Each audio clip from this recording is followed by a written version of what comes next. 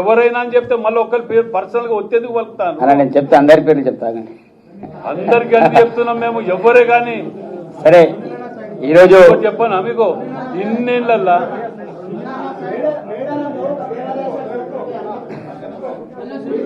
ఈరోజు మీడియా మిత్రులకు అందరికీ కూడా నమస్తే. మేము ఇక్కడ వచ్చిన మా విప్ కావచ్చు, అదేవిధంగా మా ఎమ్మెల్యేలు కావచ్చు, ఎమ్మెల్యేస్ కావచ్చు, మేమంతా కూడా ఇక్కడ మాట్లాడి రావడం అనేది జరిగింది. ఏదో ఇండివిజువల్ నిర్ణయాలు కావు. మా పార్టీ ఎమ్మెల్యేలంతా కూడా మేము కొంతమంది మాట్లాడి ఈ యొక్క రాష్ట్రంలో జరుగుతున్న పరిణామాల విషయంలో మాట్లాడదామని ఇక్కడ రావడం అనేది జరిగింది. ఇక్కడ మాట్లాడే అంశంలో ఈరోజు రాజగోపాల్ రెడ్డి వదిలేసో, చిన్నారెడ్డి గారిని వదిలేసో మేము కొండా సురేఖ మీదని మేము పడతలేం. ఈ యొక్క రాష్ట్రంలో కాంగ్రెస్ పార్టీని బదనాం చేయడానికి కొంతమంది కుట్ర పడుతున్నారు. దాంట్లో సుస్మిత అనే పిల్లకాకి మాట్లాడే మాటలు, ఆ పిల్లకాకిన మాట్లాడే మాటలు ఆమె మాట్లాడే మాటలు కావు నేను అనుకుంటున్నా. ఇదంతా కూడా కొండా సురేఖ గారే మాట్లాడిన మాటలే నేను అనుకుంటున్నా. చాలా స్పష్టంగా చెప్పదలుచుకుంటున్నాం. ఎందుకంటే ఇది మొదటిసారి మాట్లాడిన మాటలు కాదు.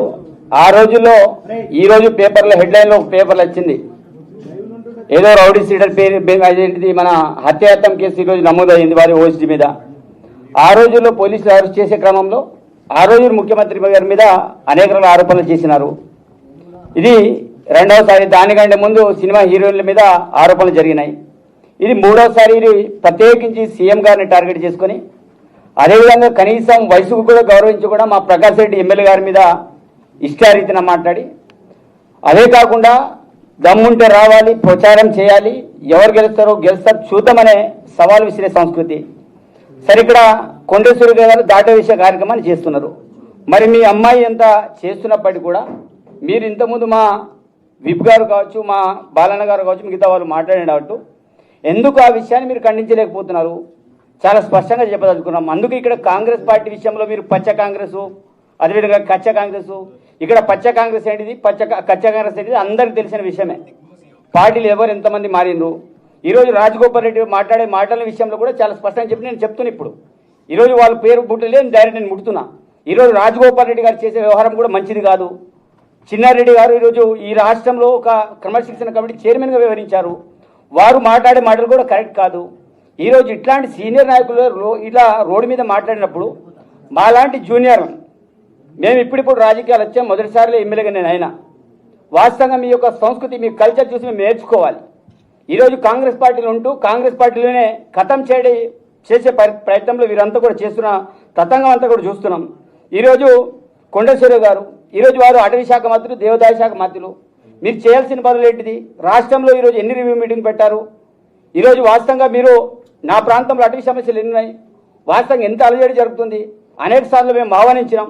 ఇలాంటి వాటి మీద దృష్టి సారించి మరి రాష్ట్ర అభివృద్ధి కోసం గౌరవ ముఖ్యమంత్రి గారు చేసే కార్యక్రమాలు మనం ప్రోత్సహించే విధంగా ఉండాలి. కానీ ఈరోజు ఎవరిని రుసుగొల్పి మీ బిడ్డ ఒక రకంగా మాట్లాడుతూ పోతున్నా కూడా కనీసం వాళ్ళని మందలించకుండా, కనీసం ఆమెను కౌంటర్ ఇవ్వకుండా, అది నా తప్పిదం కాదు, ఆ బిడ్డ ఇది బిడ్డ మాట్లాడితే రాజీనామా చేయాలి. సరే, బిడ్డ మాట్లాడి రాజీనామా ప్రకాష్ రెడ్డి గారు మాకు ఇంతకుముందు మాట్లాడే ఒక మాట చెప్పారు. నేను ఈరోజు ఇప్పుడు చెప్తున్నా. ఈరోజు ప్రకాష్ రెడ్డి రాజీనామా అనేదానికంటే అమ్మని రాజీనామా చేయమని ఈరోజు ప్రకాష్ రెడ్డి నేను కూడా ఒక మాట మాట్లాడుతాను. సరే, గౌరవ పదవులు వెనుక కూర్చున్నారు. వాస్తవంగా మాకు మాట్లాడే కొంతమంది మాకు ముందు వరుసలో కూర్చోబెట్టారు. వాళ్ళు ముందు కూర్చోవాలి.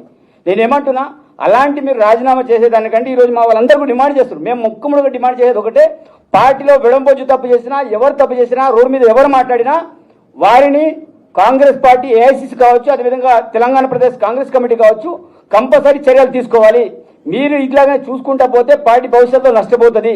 కాబట్టి ఈరోజు సురేఖ విషయంలో గారు కావచ్చు, రాజగోపాల్ రెడ్డి విషయమే కావచ్చు, అదేవిధంగా దాంతోపాటు మన చిన్నారెడ్డి విషయంలో గారు కావచ్చు, కంపల్సరీ క్రమశిక్షణలు తీసుకోవాలి. సస్పెండ్ చేస్తారా, ఏం చేస్తారా? ఎందుకంటే పార్టీ కంటే ముఖ్యం మేము ఎవరు కూడా పెద్ద కాదు. మాకు పార్టీ ఓట్లతో మేము గెలిచినాం, పార్టీ చేతిగుర్తుతో గెలిచాం. చేతిగుర్తుని ఎవరైతే నరకాలనుకుంటున్నారో అలాంటి వాళ్ళని పార్టీ నుంచి బర్తరఫ్ చేయాలి, అవసరమైతే సస్పెండ్ చేస్తారు, ఇంకేమైనా చేయాలి.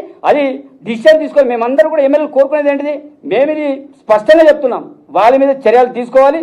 తప్పకుండా ఆ రకంగా ముందుకెళ్ళాలని మేము విజ్ఞప్తి చేస్తున్నాం. అది ఎవరైతే సుస్మిత గారు చేసిన వాక్యాల విషయంలో కూడా మేము చాలా క్లారిటీతో చెప్తున్నాం. చాలామంది అంటారు ఆమె సభ్యత్వం ఉన్నదా లేదా, మరి ఎవరు ఆ మాటలు ఎవరు మాట్లాడిస్తున్నారు?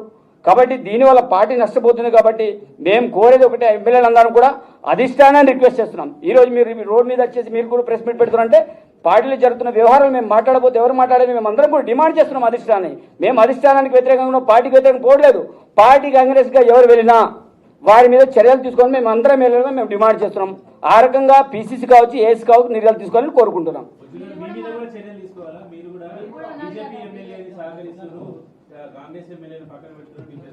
ఈరోజు నేను 100% నేను చెప్తా, దానికి సమాధానం చెప్తా. ఈరోజు నేను మాట్లాడింది మా కార్యకర్తల యొక్క ఆవేదన. నేను పార్టీ విషయంలో అగరిస్ట్గా నేను ఏ రోజు కూడా వెళ్ళలే. ఆ రోజులో మా ప్రాంతంలో జరుగుతున్న వ్యవహారం విషయంలో నేను మాట్లాడిన తప్ప 100% నేను సోకర్ నోటీస్ సమాధానం చెప్పడానికి నేను రెడీగా ఉన్నా. కాబట్టి నేను పార్టీ అగరిస్ట్గా ఎక్కడ కూడా వెళ్ళలే. ఈరోజు మా పార్టీ కార్యకర్తలు కాపాడమని మేము అధిష్టానానికి మేము రిక్వెస్ట్ చేయడం అనేది జరిగింది. చెప్పండి